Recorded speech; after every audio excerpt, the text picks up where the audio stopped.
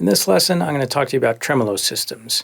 Now, there's a wide variety of tremolo systems available of different types, locking versus non-locking, Floyd Rose, Kaler, Fender style, Wilkinson. So I'm mainly going to focus on the Fender style and just talk about some of the different options and quickly go over some of the proper setup of a tremolo system and how to make sure that it's operating at the best that it can. The most important points with any trem systems has to do with lubricating the friction points and to have the correct balance of the strings, and whether you have a locking system either at the nut or the tuners to help the guitar stay in tune. Now, on this Fender Strat right here, we have more of their vintage style system with the 6 individual screws. You want to make sure that each one of these screws is about at the same height, and none of these screws are binding from this type of action on the front of the trem. And then you want the trem to be slightly off the body. The spec is about 3/32 of an inch from the top of the body to the underside of the trem. Now that gives you the ability both to pitch down and pitch up if you want to do that. Some players prefer to have the trem flat on the body and they feel like it's a little bit more stable in terms of tuning issues, but you can't pull up on the bar to raise the pitch at all. Some options in terms of the what's going on with the springs is that you can have 3 springs, 4 springs, 5 springs. One player I did work for liked to have 2 springs. What you need to realize is that the springs are part of the tone and the feel of the system. And actually, when you're playing the guitar and you're bending notes, even without the trem, this is causing movement in these springs. And it gives a certain type of feedback to the springs. Some people describe it as a little bit of flutter. So if you do decide to change the springs because you want a stiffer feel or a looser feel, realize that it will also change the tone of the guitar. So something to realize in advance. There's lots of aftermarket parts available in terms of different springs. This is called a trem block. I've seen these where they're even made out of stone. So, there's lots of different options available for you there if you want to customize your trem. Part of the trem system that you have to realize in terms of its performance has to do with what's going on at this part of the guitar, both the nut and the tuners. Now, this guitar has a standard nut and it has standard tuners. They're non-locking. So any movement that we do in the trem system here has to glide through the nut. So it's important for your nut not to bind on any of the strings. And if you are getting any clicking or popping or tuning problems with your trem, a nut is a first place to look.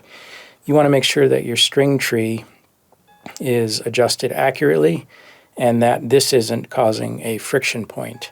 And finally, you want to make sure that you don't have sloppy or excessive wraps of your strings around the string post, because they can cause some tuning stability issues as you go back to pitch and let go of the trem. There are some other options available in terms of the nut and the tuners, and I'm going to grab a different guitar and show you one of those right now.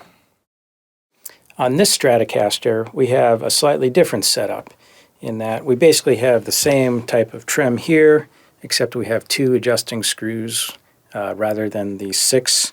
So a little different mounting posts here, a little bit easier to adjust and maintain. But at this end of the neck, we have what's called a roller nut. So these strings actually roll between 2 ball bearings. So it's you can consider it to be like a frictionless type of system. These nuts can work well. They're definitely hard to adjust, or harder to adjust in terms of the string height.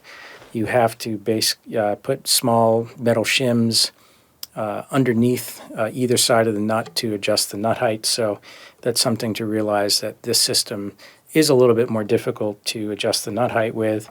And then on this guitar, we have the locking tuners. So we have a frictionless nut locking tuners. We don't have to worry about string wraps or sloppy string wraps causing any tuning stability issues.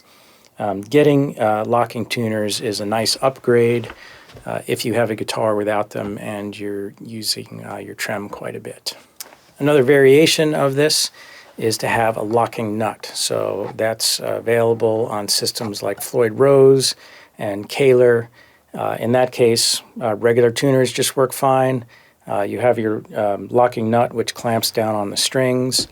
And those systems work really well. They take the tuners out of the equation. You can be really aggressive with your trem technique.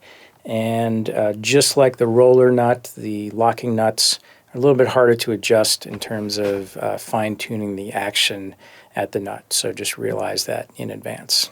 The last style of trem system that I wanted to make you familiar with is the Bigsby style. This comes basically in two different variations. One is this tailpiece mount like we see here, or we can have a face mount in which it screws or bolts right to the guitar top. The Bigsby type systems were popular with certainly archtop or semi-hollow body style guitars because they don't have the trem block and the spring system that the Strat system, or for example the Floyd Rose system type has.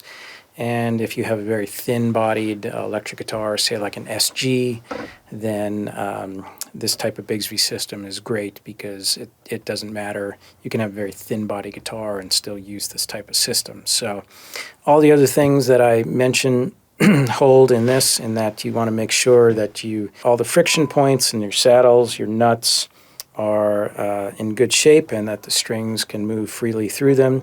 The Bigsbys can be a little bit more temperamental because as you can see, the strings need to slide through the saddles, where on the other systems, the saddles are integrated into the bridge and it all moves as one unit. So these are good systems. They can be put on aftermarket on most guitars, whether you have the face mount or the tail block mount. And they're a little bit harder to restring because of this wrap. One little tip for you is, if you are restringing the guitar, is to have a little piece of foam that you can shove underneath here, and that'll keep the strings from popping off the little posts. So save you some frustration when you're restringing the guitar.